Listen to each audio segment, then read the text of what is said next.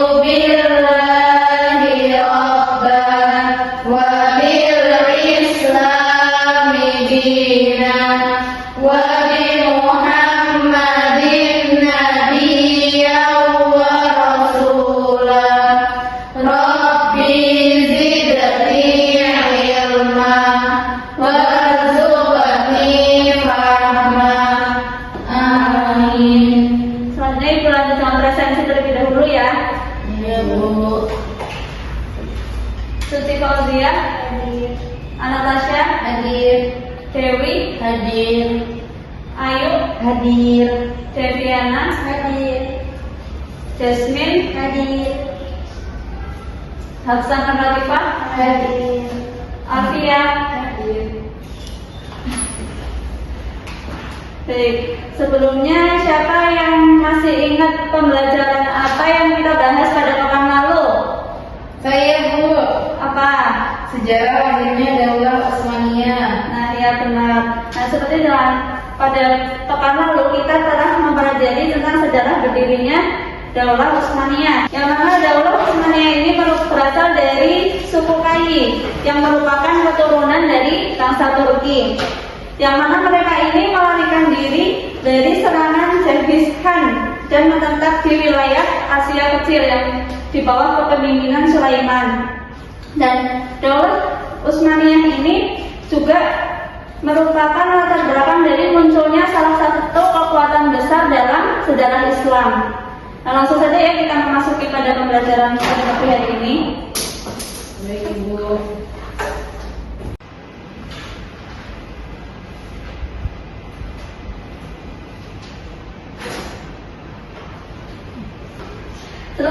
Sebelum membahas masa awal berdirinya Daulah Utsmaniyah, kalian tuh kayak pernah berpikir nggak sih kayak buat apa kita mempelajari ini gitu? Enggak, iya Bu. Nah, jadi dengan kita mempelajari ini itu salah satunya untuk memahami perubahan sistem pemerintahan Islam yang awalnya dari kepemimpinan kolektif pada masa Khulafaur Rasyidin berpindah ke sistem monarki atau turun-temurun gitu. Kemudian dengan mempelajari masa awal berdirinya Daulah Utsmaniyah ini, kita juga tahu tokoh-tokoh siapa saja sih yang menjadi pelopor berdirinya Daulah Utsmaniyah ini. Kemudian dari kalian ada yang tahu nggak siapa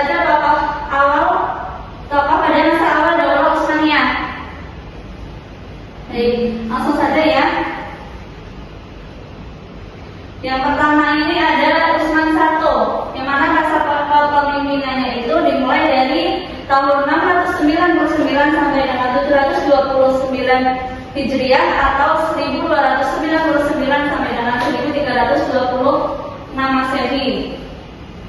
Nah, Utsman ini memiliki karakter kepemimpinan yang pemberani, adil, bijaksana dan ikhlas sehingga beliau ini mendapat gelar dari pasukannya Al-Ghazali atau kesatria. Pada tahun 1299 ini Utsman berhasil menggagalkan atau mengalahkan Mongol yang dimana Mongol ini dipimpin oleh Wazan Khan. Kemudian setelah wafatnya Sultan Alauddin I ini kepemimpinan sebelum Utsman atau ayahnya Utsman gitu. Utsman menyatakan diri sebagai pemimpin penuh pada tanggal 27 Juli 1299 Masehi dengan ibu kota Quraisy Hisham. Nah, pada masa kepemimpinan Utsman I ini beliau berhasil memperluas wilayah di bawah Kekaisaran Bizantium dan berhasil membebaskan Husadi. Husadi ini kota penting di tepi laut Marmara. Kemudian yang kedua ini ada Orhan, yang mana masa kepemimpinannya ini dimulai dari tahun 726 sampai 761 Hijriah atau 1326 sampai 1361 Masehi. Nah, Orhan ini siapa sih? Orhan ini putra dari Utsman I tadi. Nah, pada kepemimpinan Orhan ini, beliau berhasil memindahkan pusat pemerintahan yang awalnya di Quraisy Hisham berpindah ke Bursa. Dan beliau ini menjadikan Bursa sebagai pusat politik dan ekonomi baru. Kemudian beliau juga mengangkat adiknya yang bernama Alauddin sebagai Perdana Menteri, yang mana Alauddin ini bisa memperkuat struktur administrasi kerajaan. Beliau juga membentuk pasukan elit yang bernama Inkisyariyah atau Janissary, yaitu pasukan khusus yang menjadi tulang punggung militer Utsmaniyah. Nah, pada masa kepemimpinan Orhan ini, beliau juga berhasil menaklukkan beberapa wilayah penting, di antaranya ada Nisia pada tahun 1331, Nikomedia pada tahun 1337, Skutari pada tahun 1338, Teluk Edremit dan wilayah Turkeman. Kemudian yang ketiga ada Murad I, yang mana kepemimpinannya itu dimulai pada tahun 761 sampai 791 Hijriah atau 1360 sampai 1388 Masehi. Nah, Murad ini anak dari Orhan dan beliau ini memiliki karakter kepemimpinan yang berani, mujahid, dermawan dan rajin beribadah. Pada masa kepemimpinan Murad I, beliau ini berhasil memperluas kekuasaan ke Asia Kecil dan Eropa. Dan beliau juga berhasil menaklukkan Adrianople yang sekarang itu diubah menjadi Edirne dan menjadikannya menjadi ibu kota baru.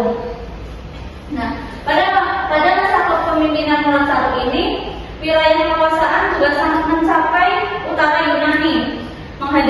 Beliau ini juga bisa menghadapi serangan dan berhasil mengalahkan raja-raja Eropa yang ingin mengusir umat Muslim. Gitu.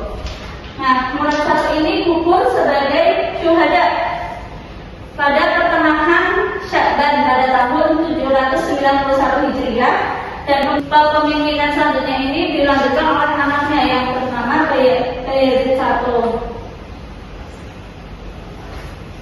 Kemudian Bayezid I itu pada tahun 791 sampai 805 Hijriah atau 1389 sampai 1402 Masehi.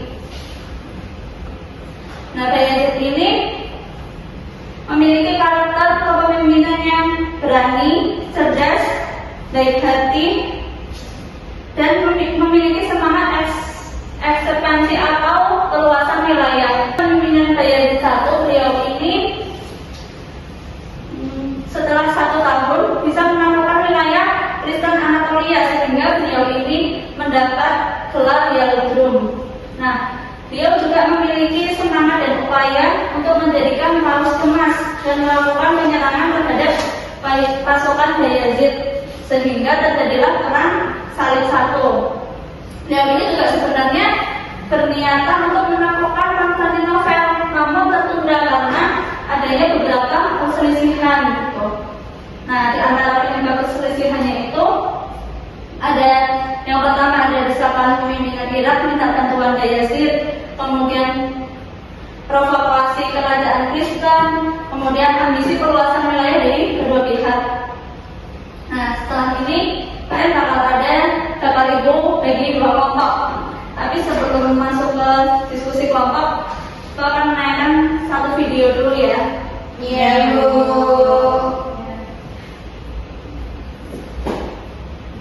Osman I yang dikenal sebagai pendiri Kesultanan Utsmaniyah memimpin suku Oghuz Turk di Anatolia pada abad ke-13. Kisah berawal ketika Osman menggantikan ayahandanya, Ertugrul, sebagai pemimpin suku. Osman berhasil memperluas wilayahnya dengan mengintegrasikan suku-suku tetangga dan membangun dasar-dasar Kesultanan Utsmaniyah. Peran Osman I dalam peperangan lebih mencolok dalam konteks perluasan wilayah dan pembentukan dasar-dasar kesultanan. Kesultanan Utsmaniyah terus berkembang di bawah pemerintahan Osman dan keturunannya, mengambil alih wilayah-wilayah yang strategis, memperluas pengaruh mereka di wilayah Anatolia, mengarahkan ekspansi militer, membuka jalan bagi pembentukan Kesultanan Utsmaniyah yang kuat.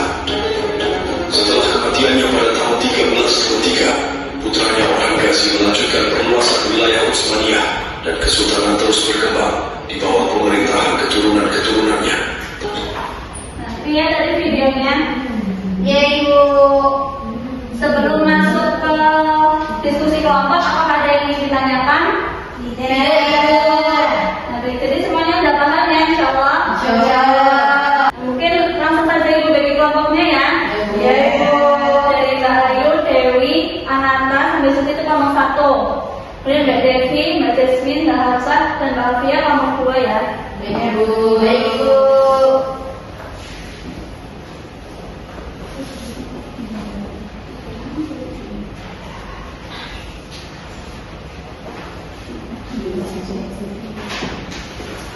Nah, untuk tugasnya itu kalian saya minta untuk membuat mind mapping.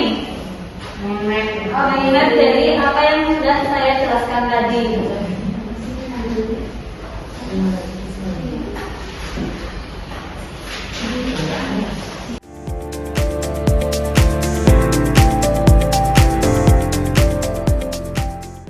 Disuruh apa, Bu?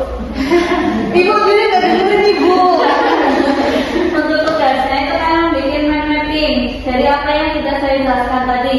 Contohnya misalnya kan tadi kan tentang masa awal berdirinya Daulah Utsmaniyah. Nah, kalian bisa cantumkan di situ tokoh-tokohnya. Terus beliau ini dari tahun berapa sampai berapa, memiliki karakter kepemimpinan bagaimana, kayak gitu. Paham? Paham, Ibu.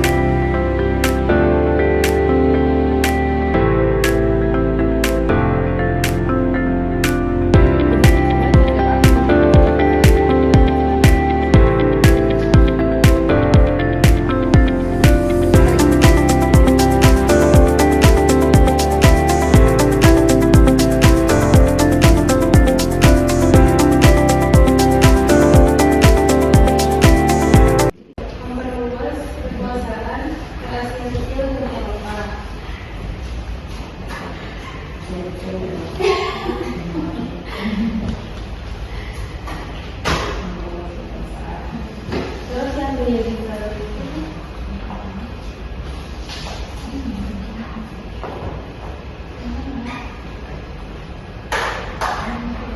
Sudah dulu.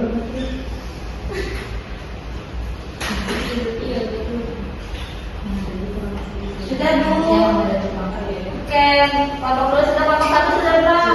Sudah, Ibu.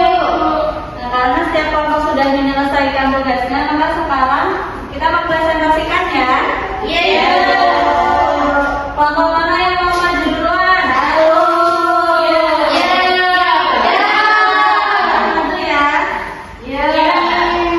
Ayo.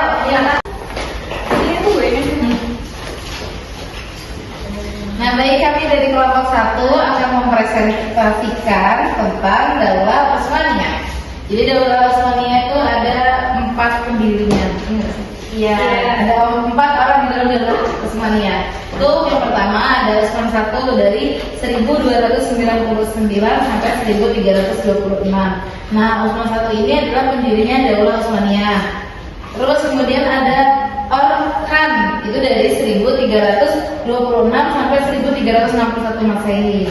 Nah, dia ini yang menjadikan Bursa itu sebagai ibu kota. Kemudian ada Murad itu 1360 sampai 1308 Masehi. Dia ini yang memperluas wilayah di Asia Kecil Eropa sampai Eropa maksudnya.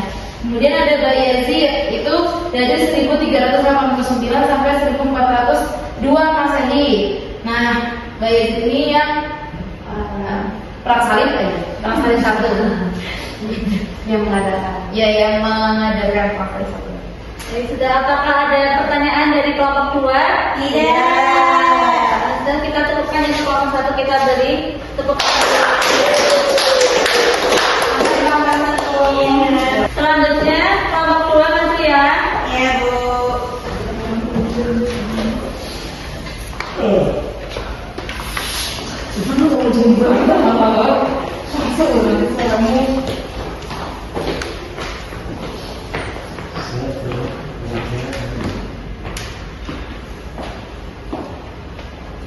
Jadi di sini kami dari kelompok 2 akan mempresentasikan hasil diskusi kami, yaitu yang pertama itu berdirinya Daulah Utsmaniyah. Yang pertama itu ada Utsman I dari tahun 1299 sampai 1326 Masehi.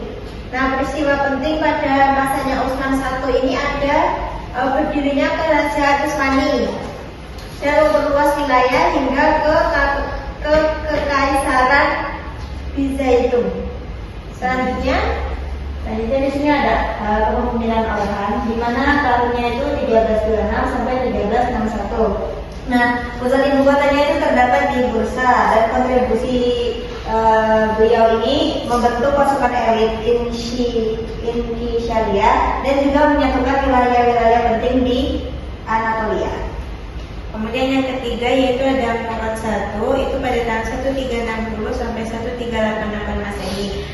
Adapun yang dilakukannya itu memperluas kekuasaan di Asia Kecil dan Eropa, menaklukkan Adrianople sebagai ibu kota baru, dan yang terakhir gugur sebagai syuhada digantikan oleh Bayezid I. Nah, selanjutnya itu ada Bayezid I pada tahun 1389 sampai 1402 Masehi. Beliau ini menduduki Yablum atau Kilat karena ekspansi cepat. Kemudian beliau juga menghadapi perang Salib I dan ancaman Timur Leng. Akan tetapi beliau pada masanya gagal menaklukkan Konstantinopel akibat konflik yang besar.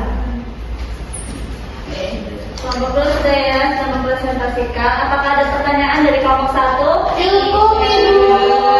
Sudah ada pertanyaan. Terima kasih kelompok 2, kita beri apresiasi dan hormat.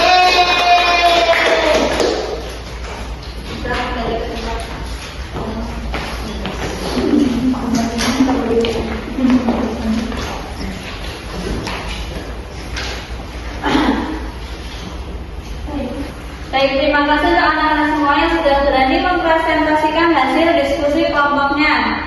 Nah, selanjutnya Ibu akan memberi sedikit kesimpulan untuk pembelajaran pada hari ini ya. Ya Ibu.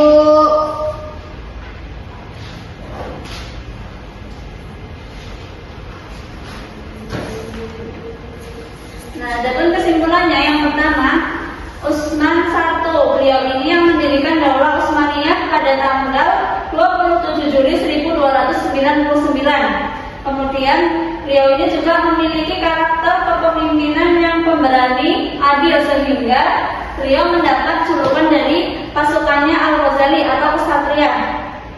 Beliau juga berhasil memperluas wilayah hingga Bizantium dan menaklukkan Bursa. Yang kedua itu ada Orhan, yang mana masa kepemimpinannya itu 1326 sampai 1361. Nah, beliau ini menjadikan Bursa sebagai ibu kota dan membentuk pasukan elit Intisariyah atau Janissary. Kemudian beliau juga menyatukan wilayah-wilayah penting di Anatolia.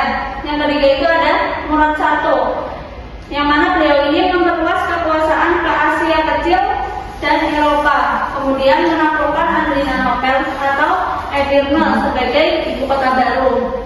Nah, akan tetapi Murad I ini gugur sebagai syuhada yang digantikan oleh anaknya yang bernama Bayezid I.